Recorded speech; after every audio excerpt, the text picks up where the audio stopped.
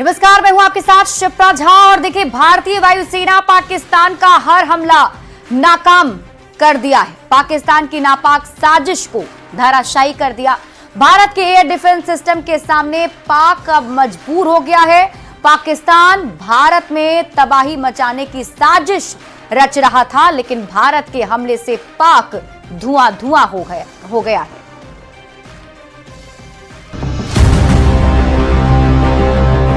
भारत के air defence से पस्त हुआ पाकिस्तान। भारतीय वायुसेना के अभेद्य सुरक्षा कवच ने नाकाम किए हमले। इस कहानी के पीछे भारत की वो वॉर मशीनरी है जिसने पाकिस्तान के हर एक हमले का करारा जवाब दिया है। भारतीय वायुसेना ने अपने अत्याधुनिक counter unmanned aircraft system CUAS, Pechora surface to air missile system, Samar surface to air missile system और एयर डिफेंस गन्स AD का इस्तेमाल करते हुए पाकिस्तान के ड्रोन और मिसाइल्स को हवा में ही नष्ट कर दिया।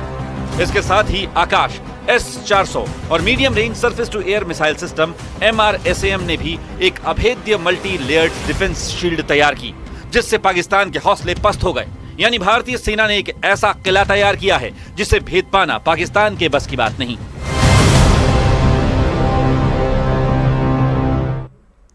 देखिए, भारत के जवाबी हमले से पाकिस्तान पूरी तरह से बौखलाया हुआ है। दोनों देशों के बीच तनाव की स्थिति उत्पन्न हुई और अभी 4 दिन भी ये स्थिति बनी नहीं है कि पाकिस्तान में अपनी ही सरकार के लिए वहां के सांसद खरी खरी सुनाना शुरू कर चुके हैं। पाकिस्तान की संसद का एक ऐसा ही वीडियो सामने आया है जिसमें वहां के सांसद शाहिद खट्टर ने अपने प्रधानमंत्री शहबाज शरीफ को बुजदिल कहा है। सांसद ने शहबाज शरीफ की तुलना गीदड़ से की है। हरी संसद में शहबाज शरीफ को लता, सांसद ने शहबाज शरीफ को बताया बुजदिल। ऑपरेशन सिंदूर के चंद घंटों बाद ही पाकिस्तान की जो हालत हुई वो अब शहबाज शरीफ के गले की हड्डी बन गई। उनके अपने ही देश की संसद में उन पर बुजदिली का ठप्पा लगाया जा रहा है। जब आपका लीडर बुजदिल हो, वो मोदी का नाम ना ले सके, उसको आप क्या पैगाम दे रहे बॉर्डर पे लड़ने वाले उस जवान को? विपक्षी पार्टी PTI के सांसद शाहिद अहमद खट्टर का गुस्सा यही नहीं थमा। उन्होंने बाकायदा उदाहरण देकर शहबाज सरकार को कटघरे में खड़ा किया। अगर शेरों का लश्कर उसका सरदार गीदड़ हो तो वो नहीं लड़ सकते। ये पहली बार नहीं है जब शहबाज सरकार को इस तरह से कोसा जा रहा है। पहले भी कई नेता उनकी नीतियों पर सवाल उठा चुके हैं। देखिए, जम्मू कश्मीर के पुंछ राजौरी सेक्टर में पाकिस्तान अपनी बौखलाहट रिहायशी इलाकों में गोलीबारी करके निकाल रहा है, लेकिन गांव के लोगों के हौसले बुलंद हैं और लोगों का कहना है कि घर की दीवारें बन जाएंगी, लेकिन पाकिस्तान को जवाब देना जरूरी है। Indian army. ऑपरेशन सिंदूर का असर पाकिस्तान पर इस कदर हुआ है कि उसने अब निर्दोष आम नागरिकों पर बंदूकें और तोपें तान दी हैं। भारत पाकिस्तान सीमा पर बसे गांवों पर पाकिस्तान जमकर अपनी बौखलाहट उतार रहा है।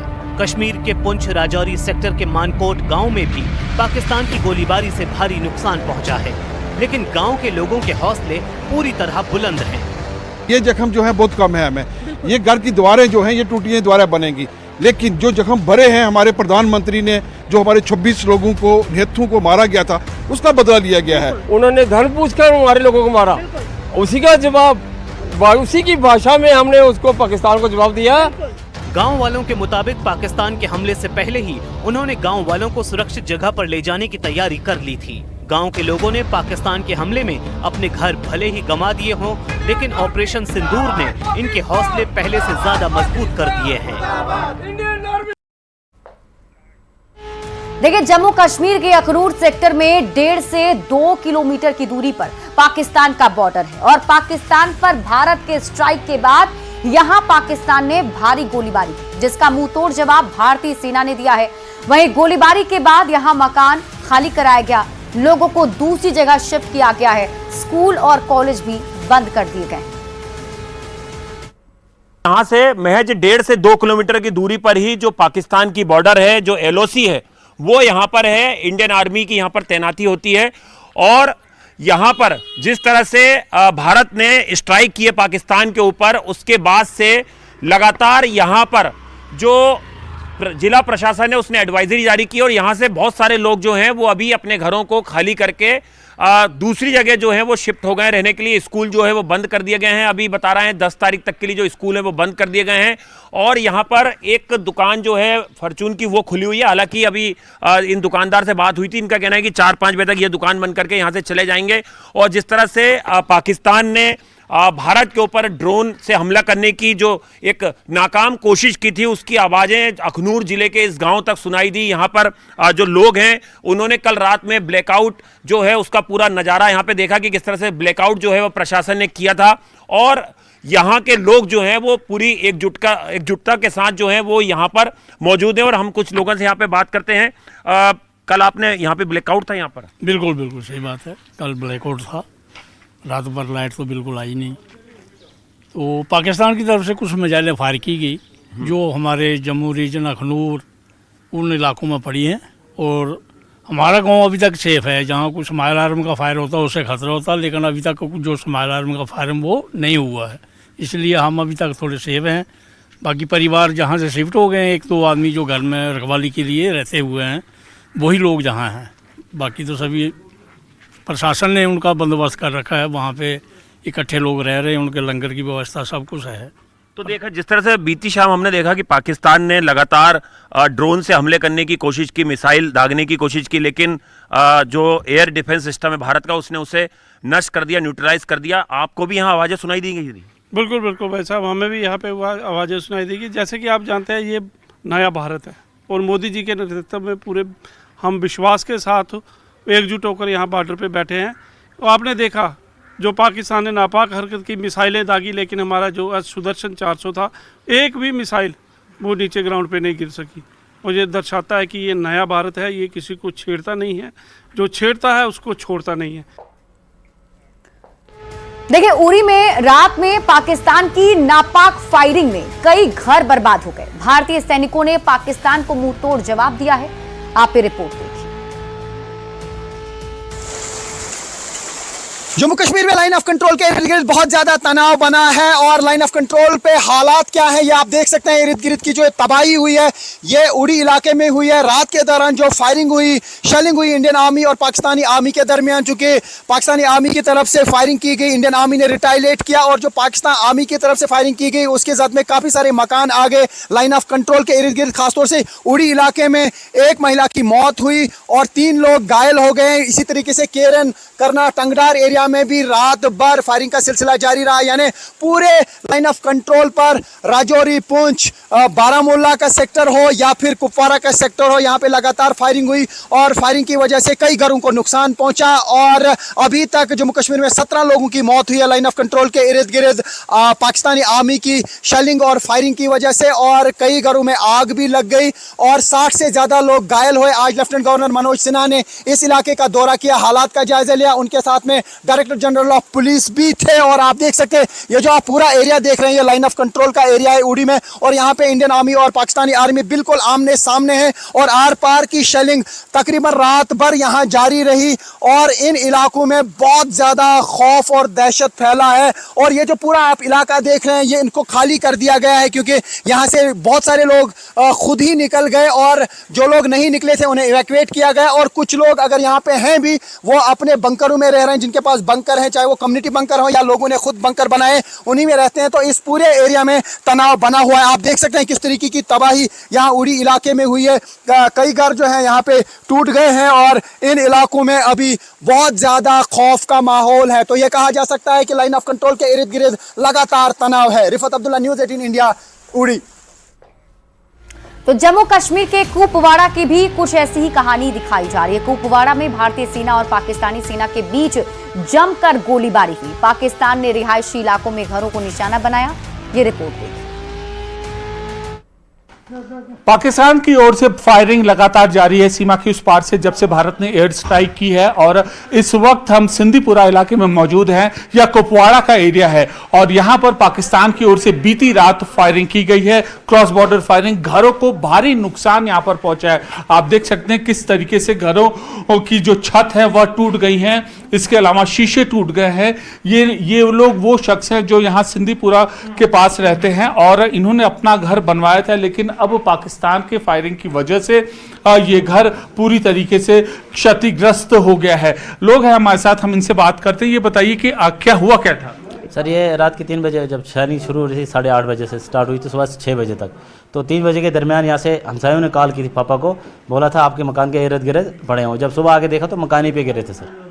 कहाँ है? शेल्स वगैरह हैं कुछ कहाँ पे? बाहर रखे हुए हैं तो देख सकते हैं। आइए। अच्छा ये बताइए कब से यह फायरिंग का सिलसिला लगातार जारी रहा है? बहुत 6-7 दिन से हो गया, जिससे 6-7 दिन से कंटिन्यू चल रहा है सर। 6-7 दिन से कंटिन्यू चल रहा है। आज मतलब बीच में तो ब्रेक लगता था, बट आज कल 8 बजे से कंटिन्यू चल रहा है। जब आपने ये घर बनाया, इतना बड़ा घर बनाया, तो क्या आपको उम्मीद थी कि ऐसी फायरिंग होगी?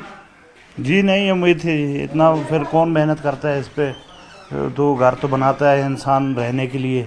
अब यह पूरी तरीके से खराब हो गया और अब ये जो इस हादसे के बाद ये लोग अपना सामान इस मकान से लेकर उठाकर जा रहे हैं। आपने सोचा था कभी क्या ऐसा इस तरीके से होगा? नहीं जी, कभी भी नहीं ऐसा सोचा था। बैठे थे शांति से बिल्कुल ठीक ठाक, मगर हमें ऐसा हो गया कि कुछ चोट भी लगी है किसी को? नहीं, चोट नहीं लगी है, मगर इतनी बात है कि चोट से ज्यादा घर खत्म, जो कमाया इसी पे लगाया था तो वो खत्म हो गए बिल्कुल। देखिए क्या डैमेज पहुंचा है। आज सीमावर्ती इलाके के पास रह रहे लोगों को हम आपको दिखाते हैं। देखिए सिंदीपुरा कुपवाड़ा का ये इलाका है, जाहिर सी बात है बहुत ज्यादा शौक में और दुख में है। और ये देखिए ये जो शेल वहां से गया था और इस ओर से निकला था। ये पूरा जो डैमेज है उनके घर को, ये बड़ा डैमेज उनके घर को ये हुआ है। तो ये पूरी तस्वीर है, आप यहाँ पर ये देख सकते हैं और इस तरीके से पूरे हालात है। कैमरा पर्सन राकेश नेगी के साथ अमित पांडे, सिंदीपुरा, कुपवाड़ा, न्यूज़ 18 इंडिया। अब हम आपको भारत के उन घातक हथियारों के बारे में बताते हैं। किन 5 हथियारों ने दुश्मन देश पाकिस्तान के खाल उधेड़ कर रख दिए, जिससे पाक बौखला गया है, क्योंकि ऑपरेशन सिंदूर के सुरक्षा कवच ने पाकिस्तान में कोहराम मचा कर रख दिया है। एक एक करके ग्राफिक्स के जरिए आपको समझाते हैं। सबसे नंबर 1 देख लीजिए, S-400, जिसकी वजह से जितनी भी ड्रोन थे उसे मार गिराया गया। इसके बाद नंबर 2 आकाश और इसके बाद नंबर 3 MRSAM। इसके साथ ही देखिए नंबर 4 पर ZU-23 और नंबर 5 L-70। ये वो भारत के हथियार हैं जिसका इस्तेमाल करके पाकिस्तान को करारा जवाब दिया गया, क्योंकि पाकिस्तान ने कल ड्रोन के जरिए हमला करने की कोशिश की थी, लेकिन S-400 ने सभी ड्रोन को हवा में ही मार गिराया। और देखिए आकाश का भी इस्तेमाल किया गया, इसके साथ ही L-70 का इस्तेमाल किया गया, ZU-23 का इस्तेमाल किया गया है। और देखिए आकाश भारत का स्वदेशी रूप से विकसित एक मध्यम दूरी की सतह से हवा मिसाइल प्रणाली है, जिसे DRDO ने डिजाइन किया है और ये भारतीय सेना और वायुसेना की रीढ़ है।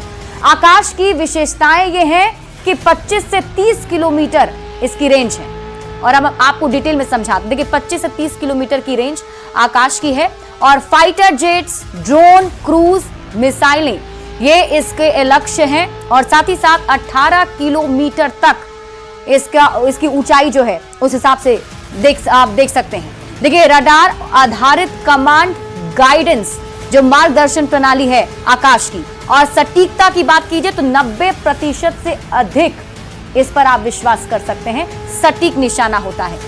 और इसके बाद MRSAM भारत का और इजराइल के संयुक्त सहयोग से विकसित एक उन्नत वायु रक्षा प्रणाली, इसके बारे में आपको बताते हैं। ये बराक 8 मिसाइल का हिस्सा है और भारतीय सेना में शामिल है। 70 से 100 किलोमीटर की इसकी रेंज है और इसके साथ ही इसकी खूबियों की अगर हम बात करें तो लक्ष्य के हिसाब से देखिए फाइटर जेट्स, ड्रोन, बैलिस्टिक मिसाइलें और क्रूज मिसाइलें, इन सबको ध्वस्त करने की ताकत है इसके पास।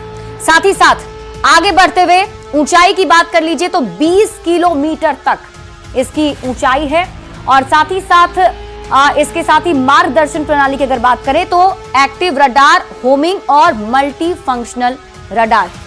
तो ये खासियत है और ये खासियत इसलिए आपको बता रहे हैं क्योंकि इन्हीं हथियारों से करारा जवाब पाकिस्तान को दिया है। सटीकता की बात कर लीजिए, उच्च सटीकता के साथ मल्टी टारगेट ट्रैकिंग ये हथियार है। इसके साथ ही आपको बताते हैं मोबाइल और नौसैनिक प्लेटफॉर्म में इसकी तैनाती है। और आगे बढ़ते हुए बात अब ZU-23 की कर लेते हैं। ये एक सोवियत निर्मित ट्विन बैरल 23 मिमी ऑटोमेटिक एंटी एयरक्राफ्ट गन है जिसे भारतीय सेना और वायुसेना में व्यापक रूप से उपयोग किया जाता है। अब इसकी रेंज की बात कर लीजिए, 2.5 किलोमीटर इसकी रेंज है। और इसके साथ ही आगे इसकी खूबियों की बात करें तो लक्ष्य की बात कर लेते हैं। निम्न उड़ान वाले जो ड्रोन और हेलीकॉप्टर हैं, जो विमान हैं, उसे ये टारगेट कर सकता है। 970 मीटर प्रति सेकंड के हिसाब से इसकी गति है इस हथियार की। ऑप्टिकल साइट और रडार आधारित ट्रैकिंग ये हथियार कर सकता है। इसके साथ ही अब आपको आगे बढ़ते हुए बताते हैं उस हथियार के बारे में जिसका इस्तेमाल करके कल बड़ा संदेश पाकिस्तान को दिया गया भारत की तरफ से। L-70 एक स्वीडिश निर्मित 40 mm एंटी एयरक्राफ्ट गन जिसे भारत ने अपग्रेड किया है और ये भारतीय सेना और वायुसेना के निम्न ऊंचाई वाली रक्षा का हिस्सा है। रेंज की बात कर लीजिए, इसकी रेंज की बात की तो 4 किलोमीटर तक इसकी रेंज है। इसके लक्ष्य की अगर आप बात कर सकते हैं तो देखिए L-70 इसके लक्ष्य की बात कीजिए, ड्रोन, हेलीकॉप्टर और निम्न उड़ान वाले जो विमान हैं उसे टारगेट कर सकता है। इसकी गति यानी स्पीड 300 राउंड प्रति मिनट है। और मार्गदर्शन प्रणाली की बात कीजिए तो रडार आधारित फायर कंट्रोल सिस्टम तो महत्वपूर्ण भूमिका निभाई है और विशेष रूप से पंजाब और जम्मू कश्मीर क्षेत्रों में इसकी सटीकता और तेजी से फायरिंग ने इसे प्रभावी बनाया है। और यही वजह है कि इन हथियारों का उपयोग करके कल बड़ा संदेश पाकिस्तान को दिया गया, करारा जवाब। अब आप शिल्का की बात कर लीजिए और देखिए शिल्का एक सोवियत निर्मित स्वचालित एंटी एयरक्राफ्ट गन है जिसमें 4 23 मिमी तोपें हैं और ये भारतीय सेना की निम्न ऊंचाई वाली रक्षा का एक अहम हिस्सा है। अब इसकी रेंज की बात करते हैं, 2.5 किलोमीटर शिल्का की रेंज है। इसके साथ ही आगे बढ़ते हुए इसके लक्ष्य की अगर आप बात कर लीजिए तो लक्ष्य में ड्रोन, हेलीकॉप्टर और निम्न उड़ान वाले जो विमान हैं उसे टारगेट कर सकता है। गति की बात कर लीजिए 4000 राउंड प्रति मिनट इसका स्पीड है। मार्गदर्शन प्रणाली, रडार और ऑप्टिकल ट्रैकिंग जो ये कर सकता है। तैनाती इसकी की गई है बख्तरबंद वाहन पर स्वचालित और ये इसकी खासियत है। तो शिल्का के उच्च फायरिंग दर ने उधमपुर और अन्य क्षेत्रों में पाकिस्तानी ड्रोनों को नष्ट करने में मदद की है और इसकी गतिशीलता और रडार आधारित ट्रैकिंग ने इसे युद्ध क्षेत्र में काफी प्रभावी बनाया है। और अब आपको बता दें, आकाश और MRSAM इन प्रणालियों ने लंबी और मध्यम दूरी के खतरों जैसे मिसाइल और फाइटर जेट्स को नष्ट किया है। एक पाकिस्तानी F-16 और JF-17 जेट को नष्ट किया गया है। ZU-23, L-70 और शिल्का इन निम्न ऊंचाई वाली प्रणालियों ने ड्रोन और अन्य छोटे हवाई खतरों को नष्ट किया है और मुंहतोड़ जवाब पाकिस्तान को दिया है। इसी के साथ इस बुलेटिन में अभी के लिए बस इतना ही। आप देखते रहिए न्यूज़ 18 बिहार झारखंड।